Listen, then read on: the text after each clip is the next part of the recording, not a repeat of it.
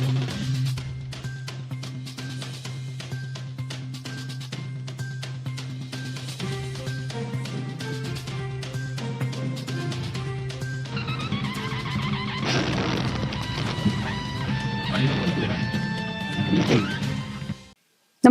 आपण पाहता हिरकणी न्यूज.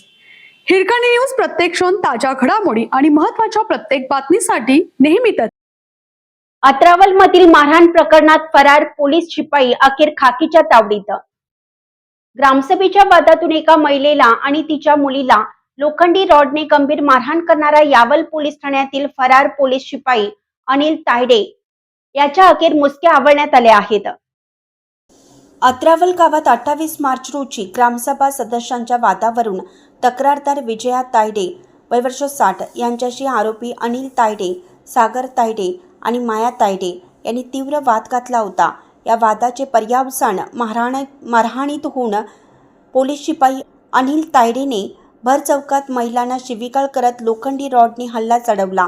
या प्राणघातक हल्ल्यात आरती तायडे या तरुण मुलगीच्या डोक्याला गंभीर दुखापत झाली होती. या प्रकरणी यावल पोलिसात गुन्हे रजिस्टर क्रमांक 91/2026 नुसार भारतीय न्यायसंहिता कलम 109(1), 189(1) अन्वये गुन्हा दाखल करण्यात आला होता. गुन्हा दाखल झाल्यापासून आरोपी अनिल तायडे फरार होता. पोलिसांनी 30 जुलै रोजी न्यायालयात दोषारोपपत्र सादर करताना आरोपी फरार असल्याचं नमूद केलं होतं. दरम्यान या उच्च न्यायालयाने या गुन्ह्यातील त्याचा थेट आणि सक्रिय सहभाग विचारात घेऊन जामीन अर्ज फेटाळला. न्यायालयाचा दणका बसताच पळवाट बंद झाल्याने आरोपी शिपायाला पोलिसांसमोर लोटांगण घालावं लागलं.